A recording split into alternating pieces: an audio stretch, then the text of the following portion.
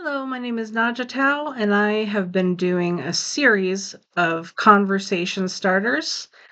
They're usually philosophical or hypothetical in nature. This one is from conversationstartersworld.com. And the question is: does absolute power corrupt absolutely? Classic phrase. My answer, in short, in humans, yes, absolute power corrupts absolutely. Once people get power, they don't let go of it, generally speaking. Um, but I have more faith that the AI we create can handle power responsibly.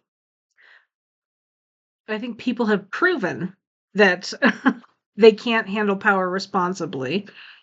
Um, So we'll see what AI proves. Um, we're experimenting with that a little bit. There's an AI minister in Albania right now called Delia. And the idea is that using an AI will eliminate corruption. And Mo Gaudat, he's a guest on Diary of a CEO.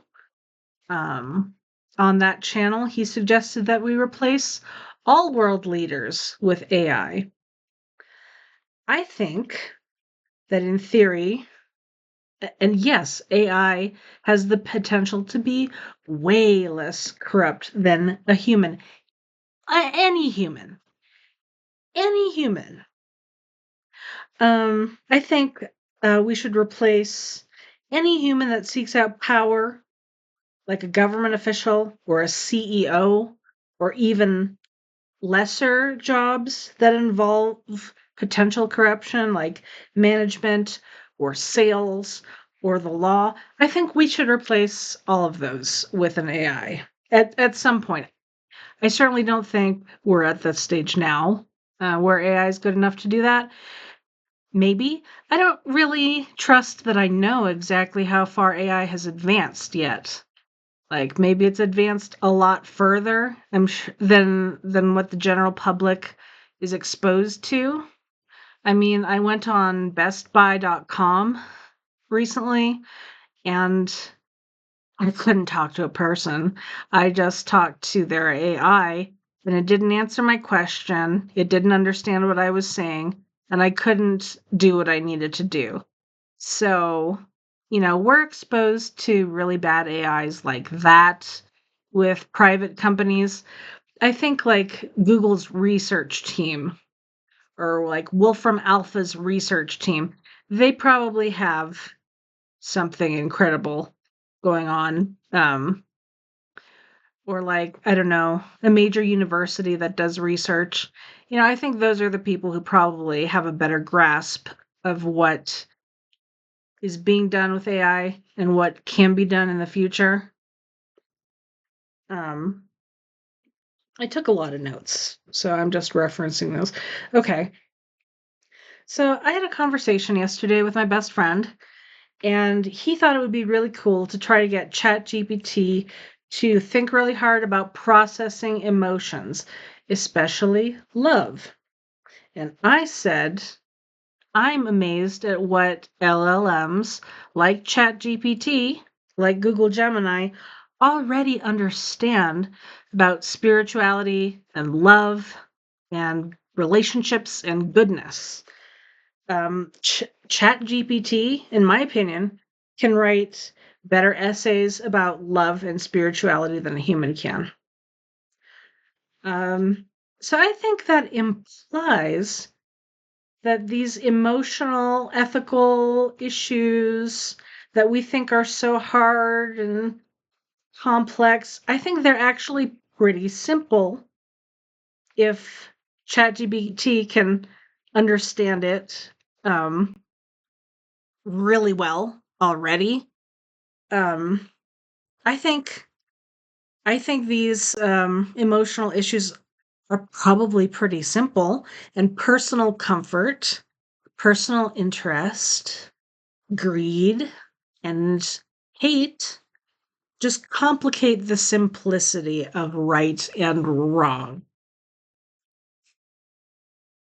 Let me give an example in my life of the self prioritization that human leaders will do with just a tiny amount of power and responsibility towards others.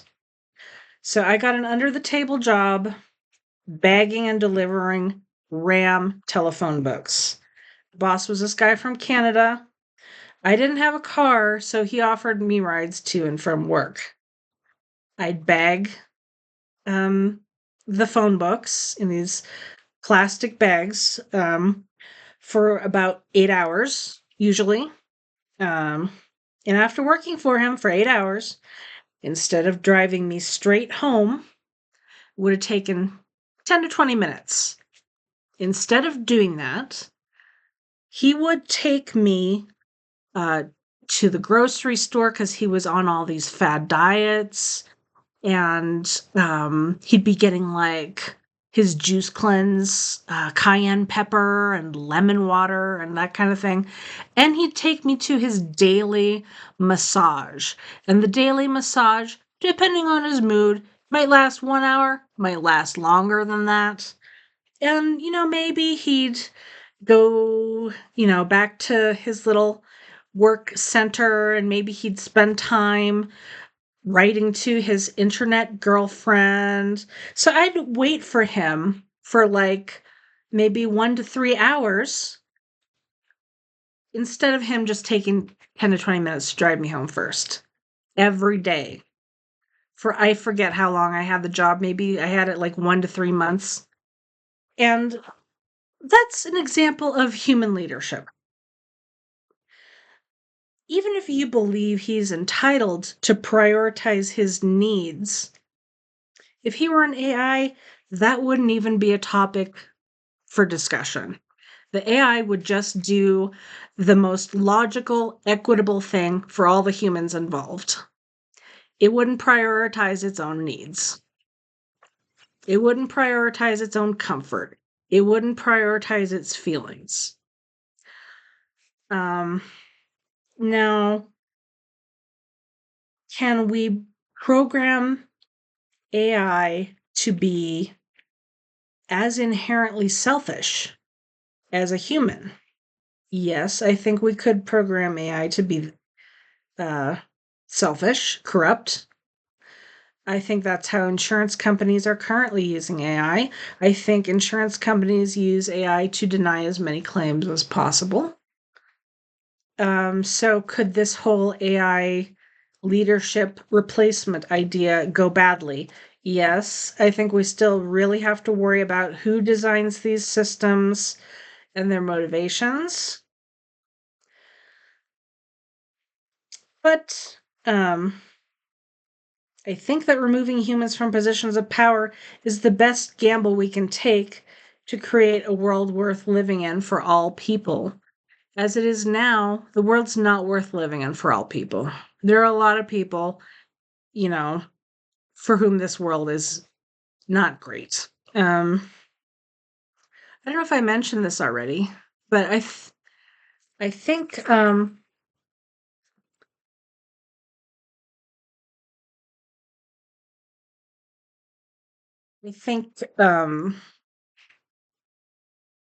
capitalism understands human selfishness and tries to work with it to try to force people into doing something useful for others.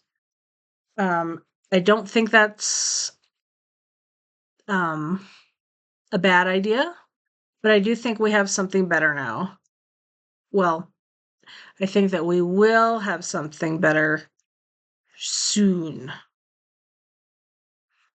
It is a gamble, but it's you can gamble or you can stay comfortable with something kind of crappy. There's a comfort in, sticking with what you already know. And I think a lot of people prefer that comfort of tradition and convention and what we've always done. I mean, I'm very inclined to stay stagnant myself. I get it. But let me color a little bit. So last time I was sticking with earthy reds and browns, a little pop of yellow in there. Okay, there's a orange brown.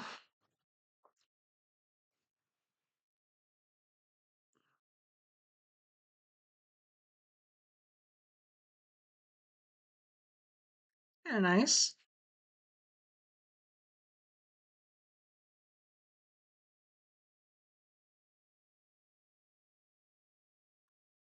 Colors, colors, colors, colors. I want to stick blue in there. I feel like blue would be a little jarring.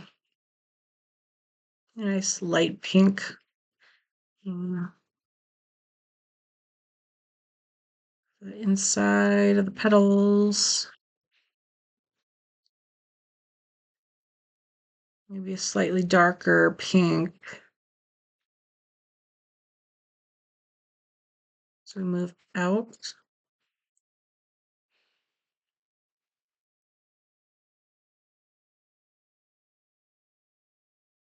A slightly darker pink as we move out.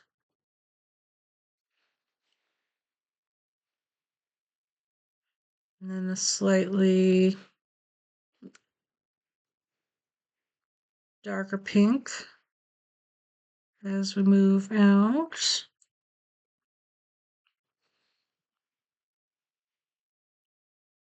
I feel like that's what we see in flowers a lot. We see a gradation of colors.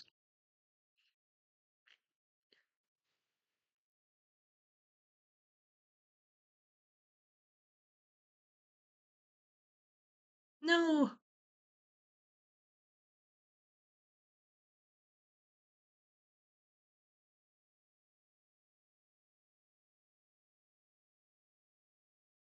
Okay. I feel like this is a very calm picture. When you choose different shades of the same color, you get calmness.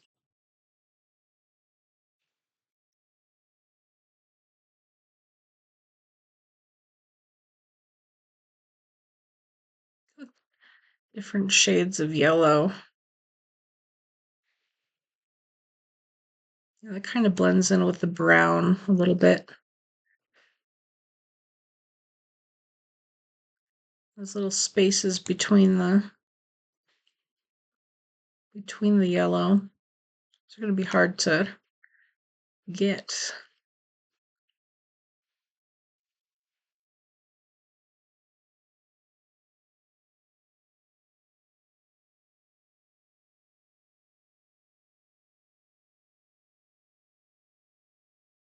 Makes me think of when I was a little kid, and I'd want a nice, bold, even application of color with crayons.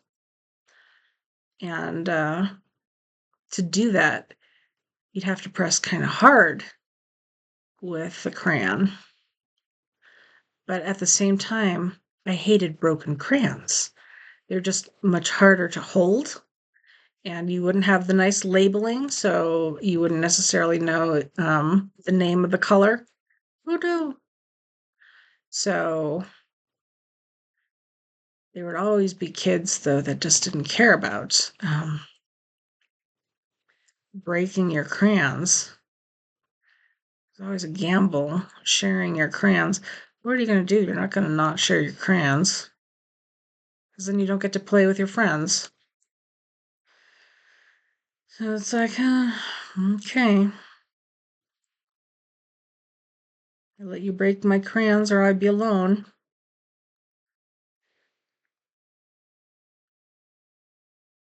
But this, it's like, just click.